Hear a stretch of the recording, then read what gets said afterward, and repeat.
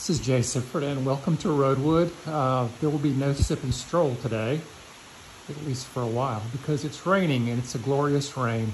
I've always said that gardens look their best during a gentle summer rain or right after. So I am going to show you how beautiful the front garden looks today.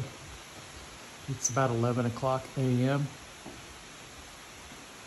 and the colors and the textures and the shapes are exquisite in this rain. Getting ready for a German magazine photo shoot on Tuesday, so I'll have to put a few of those chores off for a little while, but the rain is more than worth it.